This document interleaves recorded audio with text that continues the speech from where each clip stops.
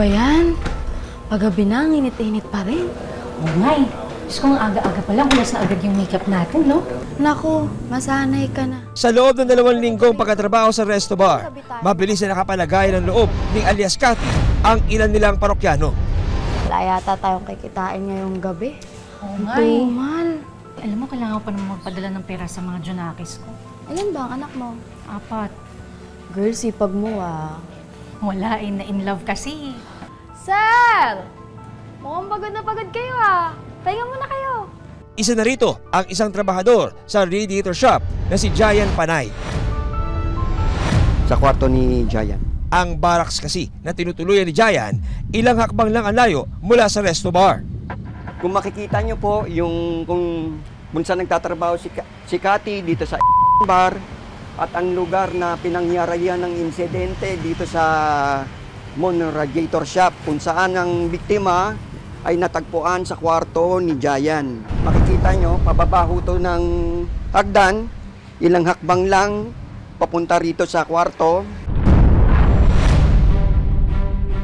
Gabi ng April 5, 2024, nahagip sa CCTV ang pagpasok ni Cathy sa tinutuluyang barracks ni Jayan. Pero kinabukasan, sa silid ni Jayan, natagpo ang walang buhay si Cathy.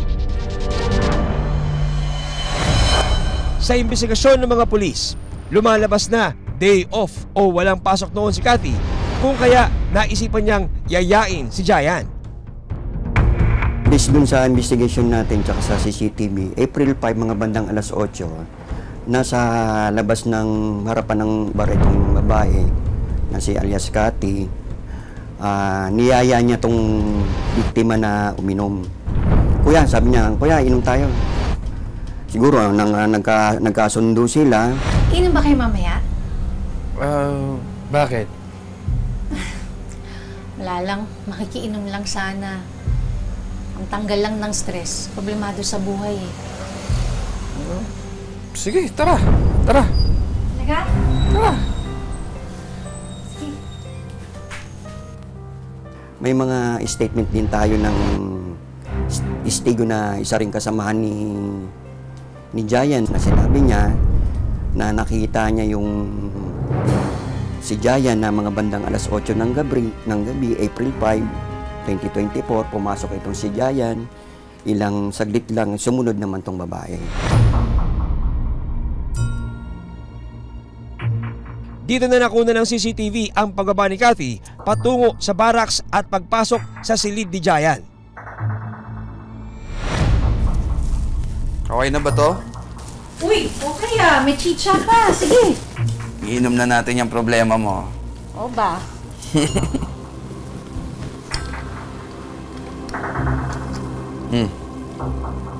Yun. Kapansin-pansin sa kuha ng CCTV na nakabukas ang pintuan ng kwarto ng binata habang nasa loob sila ni Cathy. Kita rin sa CCTV na nasa labas ng silid ang mga kasamahan sa trabaho ni Jayan. Based sa CCTV at testigo natin, bumili ng beer tsaka konting pulutan. Tapos nagsara na sila ng pinto. Madaldal ako. Ano ba yun? Alam mo, lasing ka na. Ikaw tahimik ka rin. Ano? Sa investigasyon ng mga pulis, lumalabas na masaya pang uminom ang dalawa. Ay, cheers, cheers na lang yan. Pag nasa loob ng kwarto. Hindi na natin alam kung anong nangyari, pero may mga testigo tayo na nagsabi na nag-inom sila doon.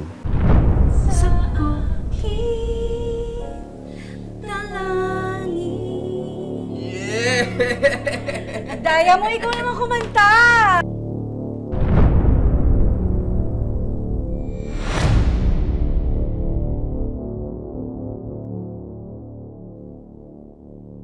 Teorya ng mga pulis, posibleng sa loob ng kwarto nagpalipas na magdamag si Cathy. Jan, alis na ako. Nasaan yung phone ko? Andyan lang yun. Walang ay, ganun ko pa hinahanap. Eh, kung makita, nasan ba? Andyan nga lang yun. Hanapin mo dyan. Saan mo ba kasi nilagay? Tinago mo ba? Akin na kasi! Bigay mo na sa akin! Ganon. Ayaw mo ilabas. O sige, etong phone mo na lang yung kukunin ko, ha? Hoy! Akin na yan! Ano ba? Akin na! Ayaw mo ilabas yung phone ko, eh! Akin na sabi mo! Pero umaga ng April 6, maaaring nagkaroon ng pagkatalo ang dalawa. Ano ba? Ano ba? Hindi ako pa kayo na! Hanggang ang pagkatalo nauwi sa sakitan. Sabi, di ba? Giant, ano ba? Hindi ako makain! At nang madampot ng suspect ang kable ng mikropono, Aga-aga nang bibwisit ka!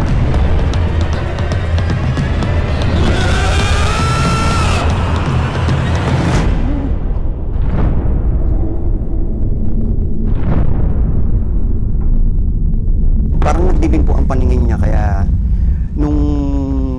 kasi yung microphone cord doon tabi lang ng ng higaan nila.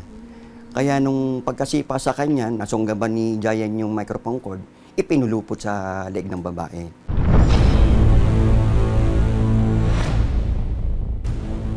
posibleng sinaksak ng suspect ang biktima gamit ang isang matulis na bagay ayon sa mga pulis.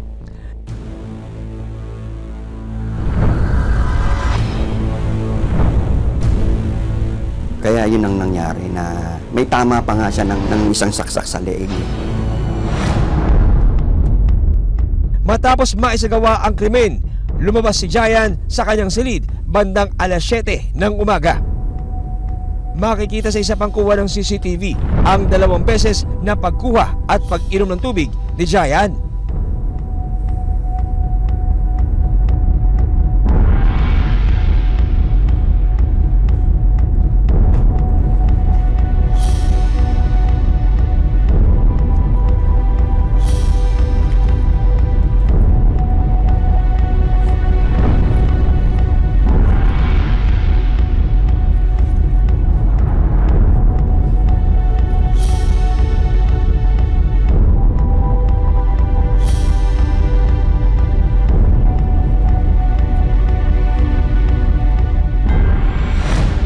Matapos ang ilang segundo, rumehistro sa CCTV ang pag-alis ni Giant. Bit-bit ang ilang gamit. Isa raw sa kinuha niya ang cellphone ng biktima. At ayon sa investigasyon natin ng mga bandang alas 8, itong si Giant na hinahanap na ng employer niya. Inutusan niya yung isang katrabaho ng may-ari na tignan si Giant dun sa kwarto niya. Nung tignan yung kwarto niya, wala tong si Giant. At sa halip ang nakita niya yung bangkay na babae na nakahiga na may pulupot na microphone cord.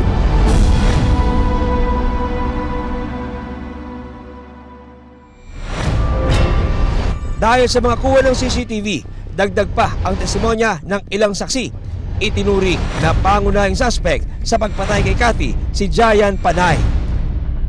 Wala nang ibang kasama tong si Giant maliban doon sa babae. Silang dalawa lang na nag-inom. Kumbaga maikakahon mo yung investigasyon na walang ibang may gawa niyan kundi itong si Giant, na after na matuklasan yung bangkay, tumakas itong si Giant para magtanggol na.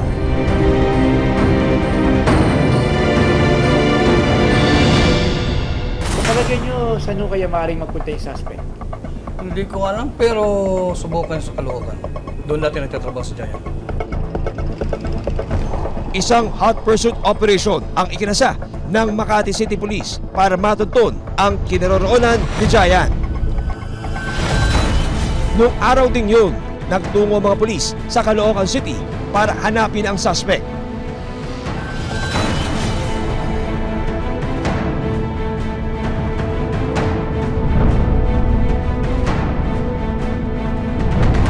Sa isang kainan sa Caloocan, natakip ng motoridad ang suspect.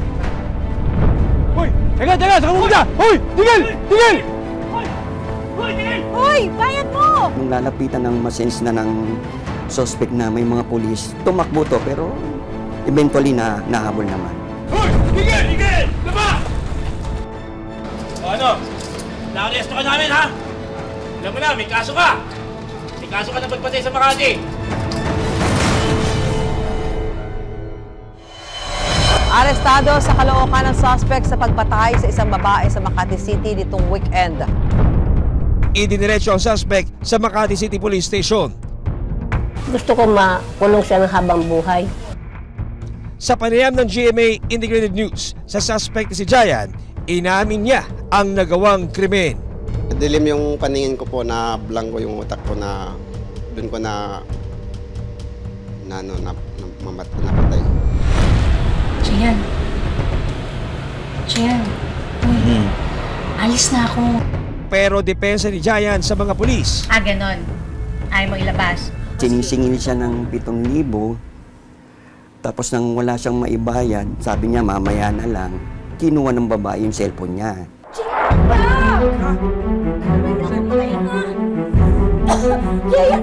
7,000, sir. Pagtapos na yon, wala akong mapigay sa kanya. Yung cellphone ko, pinilit kinuha sa akin yung cellphone ko na hindi ko namin bibigay kasi kailangan ko rin sa trabaho namin. Pwede bang ikwento mo sa amin kung ano talaga nangyari? Pinipilit niya akong bayaran ko siya. 7,000 raw. Tapos kinuha niya pa yung phone ko, pang collateral daw niya, kaya nagdilim ang paningin ko. Jayan, ano ba? Hindi ako makahinga. Pero kataka-taka ito para sa mga pulis. Sa katunayan, nakita ang cellphone ng biktima na si Cathy. Ang mga ebidensya natin, yung cellphone, material evidence na din natin na magpapatunay na itong lalaki ang siyang may gawa ng dahil nung mahuli siya, nasa possession niya. Lumalabas din sa investigasyon ng mga pulis na ang totoong pangalan ng suspect ay hindi Jayan, kung hindi Boyboy Takalan Panay. Sinampahan ng kasong murder si Boyboy alias Jayan Panay. Na sampahan natin yung akusado ng kasong murder. Dapat niyang pagbayaran yung kung ano yung ginawa niya. Hindi na nagbigay ng pahayag sa Pinoy Crime Stories ang suspect. Mananatili siyang inosente hanggang hindi napapatunayan ng korte na siya ay nagkasala. Sa pagkawala ni alias Cathy, naulila ang kanyang mga anak. Siyempre po, sakit na loob ko, sakit, parang hindi ko maintindihan gagawin ko, sakit eh. Iyak ako ng iyak. Siyempre, hindi ko alam na mangyari sa anak ko yun eh. Siya naghahanap buhay lang sa amin. Dalangin ni Aling Maria, makamit ang hustisya para sa pinaslang na anak. Tandaan, huwag magpadala sa galit na dulot ng matinding emosyon. Dahil kapag nakagawa ng krimen, habang buhay mo itong pagdurusahan. Hanggang sa susunod na Sabado, sa patuloy na pagtuklas ng katotohanan at paghahanap ng katarungan, ako po si John Consulta, kakampi ng mga inaapi para sa Pinoy Crime Stories.